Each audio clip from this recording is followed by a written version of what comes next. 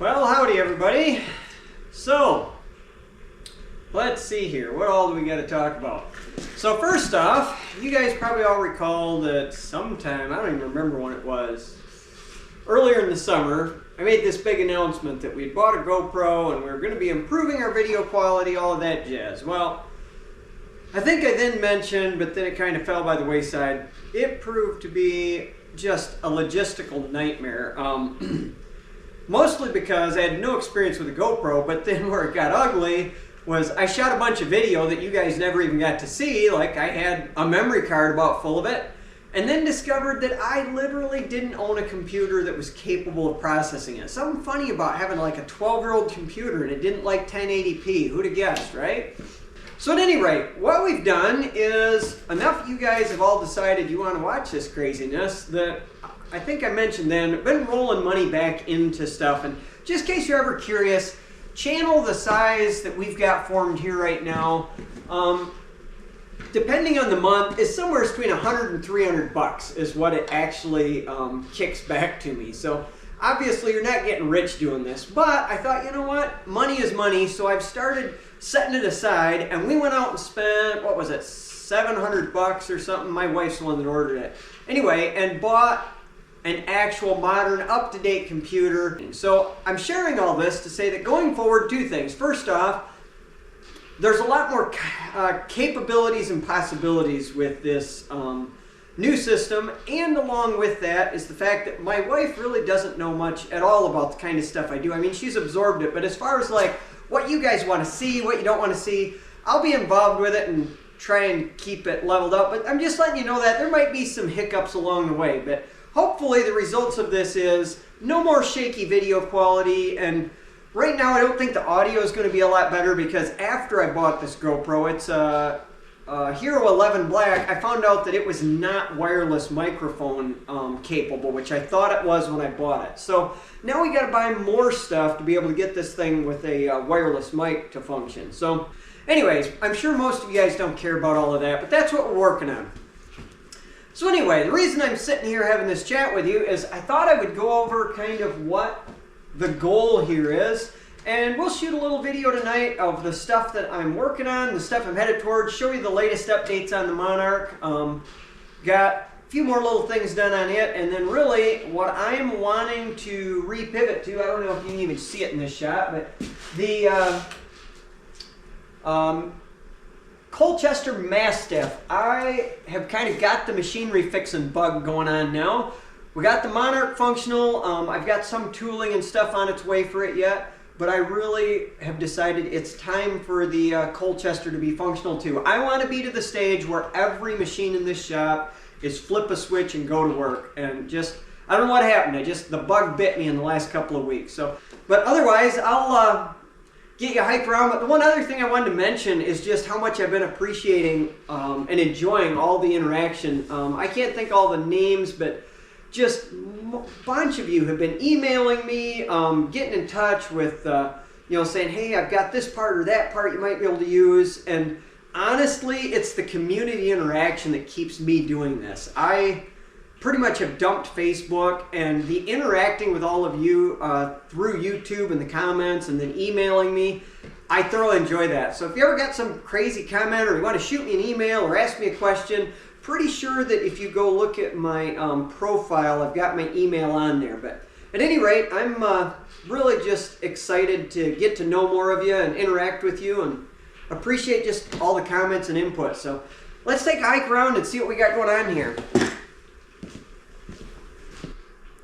All right, so let's take a hike around. May or may not notice, this used to be an enormous just cluster here around the wood stove, around the radial drill, and anyway, all cleared out, cleaned up. So here's where we're at with the Monarch. Tailstock is pretty well, it's as good as I can get it, we'll say, or as good as I'm going to bother to get it. Just a few of you have asked, like, can I fix it? I don't know if you can see it in here, but there's visible play in the quill here going into the housing. The taper does not look amazing, this MT2 that's in it.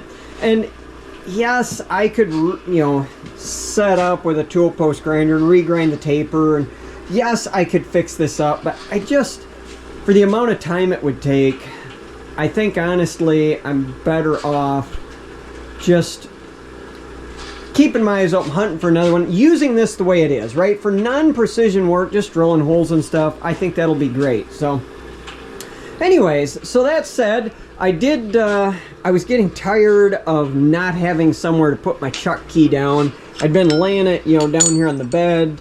So anyways, I've stuck it up in here. I'm thinking about something that I've never done before, but toying with the idea of trying to put an interrupt switch on this. I got to study how the wiring in this thing works, but playing with the idea. I'm not sure if I'm going to do it yet or not. I've never had this on a lathe, but the idea of trying to put an interrupter switch on so that if you have this out of here, you cannot start the lathe. Just, we'll see. I'm not sure if I'll get that done anytime soon, but it's something that's on my radar I'm thinking about.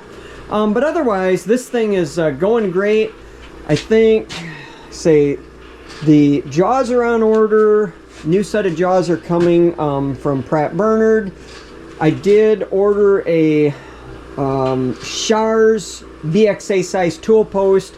I can't remember if I told you guys that, but anyway, the point with that is just I dislike the import stuff, but at least it'll give me something to get started. Still got to do some work here. This is a extra top slide that I had got with the parts, but I was debating putting it on there because this one's been clobbered a few times. I'm sure that and these broken jaws are probably related to each other.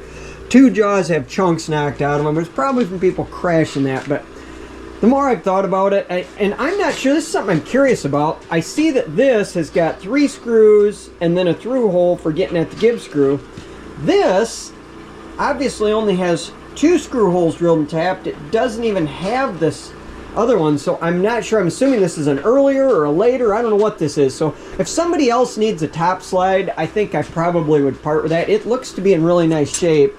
The bottom is not all scarred up or scored up terribly. But anyway, I had it in here because I was just thinking about installing it and decided I don't think it's worth going to the monkeying around. I mean, that's a little bit ugly. What I'll probably do is just clean that up and make it look a little nicer. So at any rate, let's take a hike back this direction. So that project is basically just waiting on me to get back to it. It's not an urgent, high importance project. And this is part of a project for a buddy of mine, Joe. I think it was earlier in the summer. If you guys go back, you remember we were working on a 6-horse Massey Harris throttle governed engine. I think it's a 1933. I'm sure Joe will comment in here if I've got that wrong. But at any rate, this is currently in here because we're trying to get, this is I think an 8-inch grist mill. I don't remember for sure. But anyway, we're trying to get this set up to run on that Massey Harris is the objective. So that's why it's in here. This project is another one of those bizarre little side projects that I get into. This is a Chevy SM465 and got somebody that's building, I think it's a rock crawler or something. Anyway, they had heard that I've worked on these quite a bit in the past, and so they brought me this 2-wheel drive that is supposed to be all good shape inside, and then this 4-wheel drive that had been sitting outside with the cover unsealed. And the idea is to take the 4-wheel drive components, which is the output shaft, tail housing, and swap them into this one. So that's what that's laying around here for. That's just a side project that's left over from my days as more of a mechanic. So at any rate, this though, the Mastiff 1400 is the next project to dig into. Now you can see we've got it kind of buried right now. I've got all the Monarch 10EE parts shoved in tight against it. This is a lot of this is left over from the big cleanup program I just mentioned. But I want tonight to get enough of this pulled away from here that I want to rip the lid off from that Colchester Mastiff and take a look inside and show you guys what do we got. It's totally going to be new to me. I have never looked in the cover of this thing. So at any rate, we're going to see what we can find out and bring you guys back when I get started on that. All right, everybody. So let the party begin.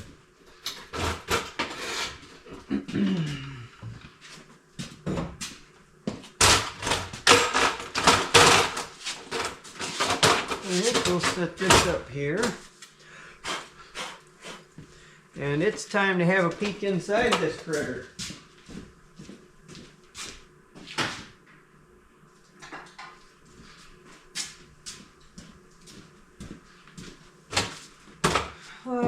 see here.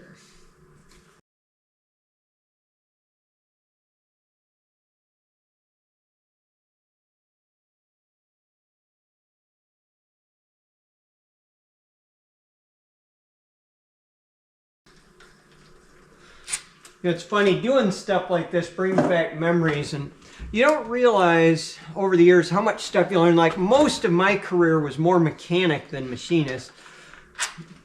And so just the total absent-mindedness with which, do something as simple as bust a bolt loose and, speed spinning it out with your finger and stuff, and just the motions of that starts bringing back memories of years past and wrenching on miserable stuff. I was heavy equipment diesel mechanic for quite a few years, and this time of year when I'm indoors with my wood stove crackling,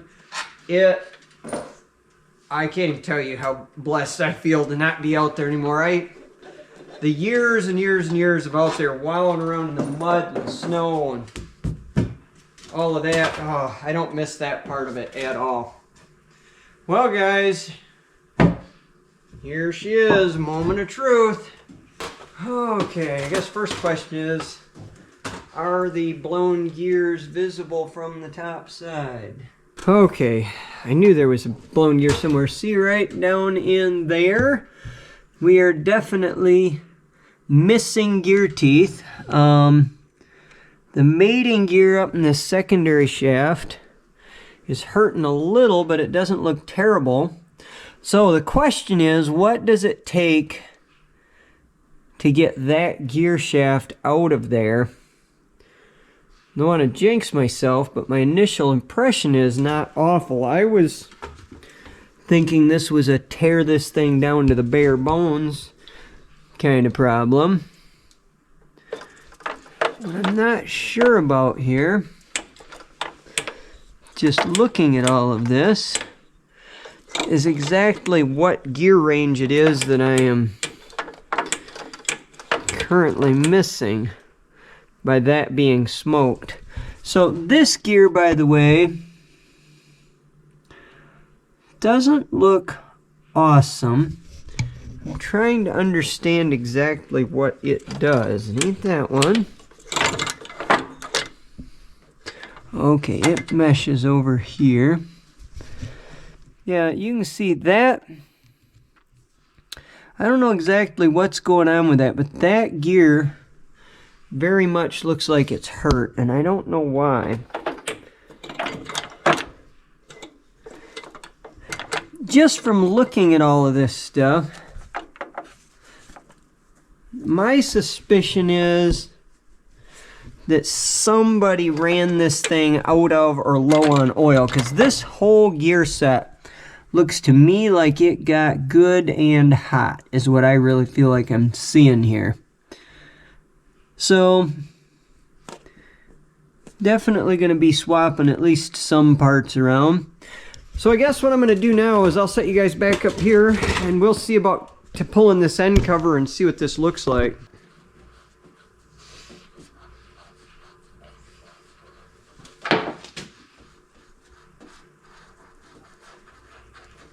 This is going to be such a fantastic addition to the shop.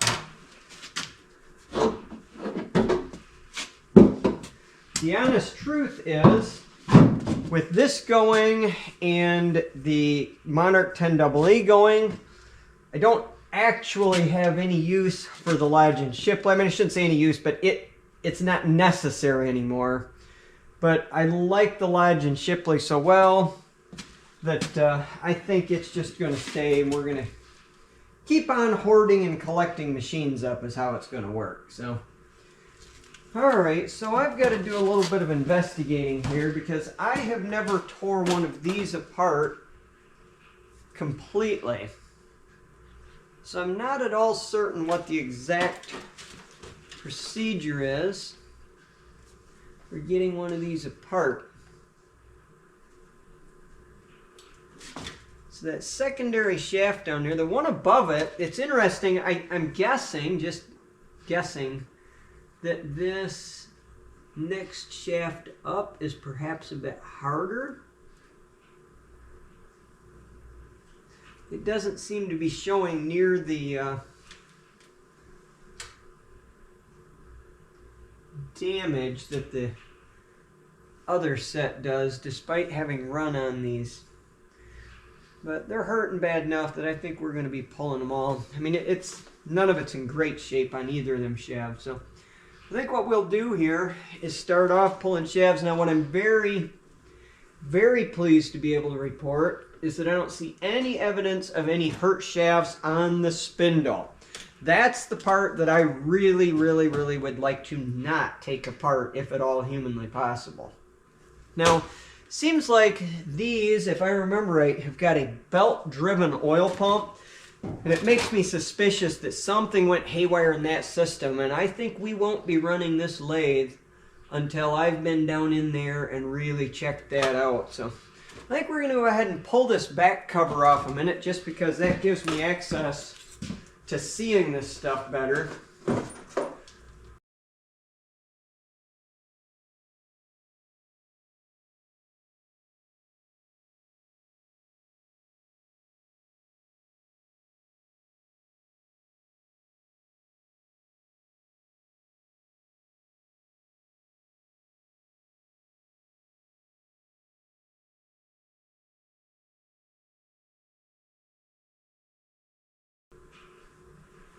Oh yes, definitely some strangely cooked looking stuff. I'm quite baffled by what I'm seeing, and I don't see a good explanation for it other than that this thing must have run low on oil. So you can see that particular gear set has got really hot. I mean, you can see it's just baked it to death. And then over here we've got this one missing teeth. So I'm thinking that somewhere along the line she ran out of oil. I don't know how else to explain that. Hopefully spindle bearings didn't get hurt. But if it did, I have got, like I say, an entire parts machine out there. I would just like to not be tearing into the headstock that far if I can avoid it. So I think we're going to start off by just swapping some parts and pieces around and see what we get out of it. But anyway, well guys, I think that's probably about as far as I'm going to go tonight. So it looks to me like my initial glance here anyway is that I'm hoping these shafts come out this end. I got covers here. I got to pull a hose off, but it's looking at first glance like I might be able to pull these covers, start slipping snap rings off, and taking these shafts out that direction. Pull that shaft, and hopefully thread everything off from there and then thread the new ones in. But we'll see. I don't know what we're in for until I get into it deeper. But at any rate, I think what I'm going to do for now is just set the cover back on it so that we don't accumulate any more dirt and dust than is necessary. And let her be for now. Well, guys, that's I think where we're going to call it for tonight. But just stay tuned. We're going to be messing with this as I have time, and generally tinkering with a lot of interesting projects going forward is the hope. But anyway, if you got comments or input on the whole video editing stuff, my wife's going to be playing with that more, and I will pass that information along to her if you guys have some critical information, because we are definitely making a transition here with her switching over to doing some of that editing. So anyways, guess I'll catch you guys on the next video. You have a good evening then.